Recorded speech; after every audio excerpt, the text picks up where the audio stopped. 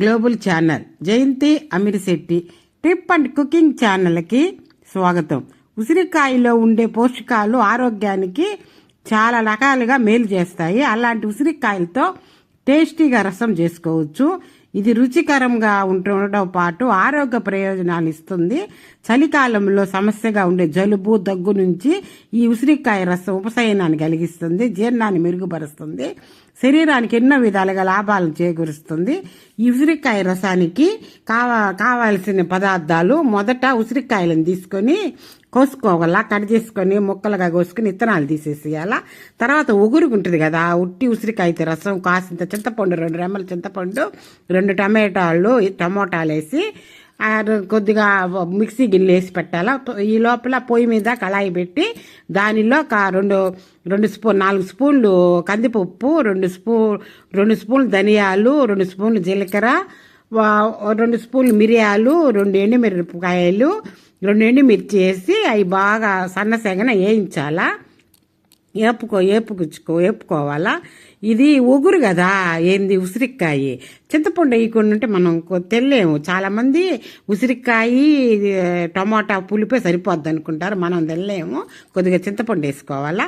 తర్వాత ఈ చల్లారిపోయినాయి ఈ కందిపప్పు అన్నీ దాంట్లో అవి కూడా మిక్సీ గిన్నెలు వేసి 2 వెల్లుల్లిపాయలు వేయాలా. వెల్లుల్లిపాయలు వేసి మిక్సీ పట్టించి పక్కన పెట్టుకోవాలా. ఈ లోపల పొయ్యి మీద కళాయి పెట్టి దాంట్లో 2 స్పూన్లు ఆయిల్ వేసి ఇంగువను పొంగించుకోవాలా. రసంలో ఇంగువ వేస్తేనే టేస్టీగా ఉంటుంది. ముందర ఇంగువని పొంగించుకోవాలా. ఇంగువ పొంగిపోయింది తర్వాత ఆ కళాయిలో కొద్దిగా కాసిన ఆవాలు, కొద్దిగా జీలకర్ర, 2 కట్ చేసిన ఎండుమిర్చిని, కచ్చాపిచ్చిగా దంచిన వెల్లుల్లిపాయని వేసి తర్వాత చిటపటలాడిన తర్వాత కాసింత కరివేపాకు వేయాలా. రసంలో కరివేపాకు ఇంగువే కదా, మంచి టేస్ట్గా ఉంటుంది. ఇంగువ వేసి కరివేపాకు వేస్తేనే సూపర్ టేస్ట్గా ఉంటుంది. కరివేపాకు బాగా మగ్గిపోద్ది కదా. మామూలు కరివేపాకు వేసి కరివేపాకు అంతా మగ్గిపోయిన తర్వాత ఈ మిక్సీ పట్టించి పెట్టుకున్నాం చూడండి, ఇవన్నీ ఉసిరికాయ, చింతపండు, టమోటా ఇవన్నీ పక్కన పెట్టుకున్నాం కదా. ఇప్పుడు అల్లం తురిమి దానిలో వేయాలా. పచ్చిమిరపకాయలు 4 పచ్చిమిరపకాయలు తీసుకొని చీలికలుగా కోసి దాంట్లో వేయాలా.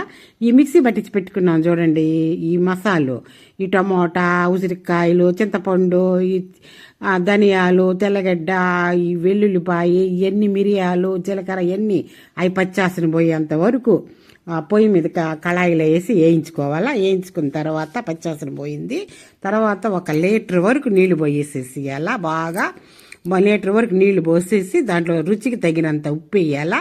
ఉప్పు వేసినాక కొద్దిగా పసుపు వేయాలా, 1 రవంత రుచికి తగ్గంత ఉప్పు, కొద్దిగా పసుపు వేయాలా. పసుపు వేసి బాగా అంతా మొత్తం పసుపు ఉప్పు అంతా కలుపుకోవాలి. బాగా కలుపుకున్నాక బాగా 10 నిమిషాల తర్వాత బాగా మగ్గిపోయినాయి, బాగా మగ్గాలి కదా రసము.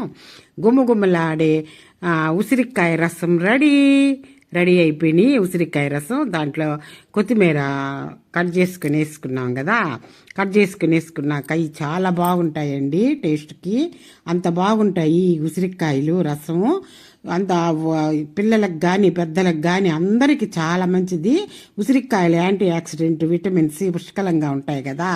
దాంట్లో వేడి ఉల్లిపాయలు పకోడీ నంచుకుంటే సైడ్గా పెట్టుకొని అంత బాగుంటాయి. సూపర్గా ఉంటుంది. రసంలో కల్లా పకోడీ బాగుంటుందండి. నా సైడ్ డిష్గా లైక్ చేయండి, షేర్ చేయండి, సబ్స్క్రైబ్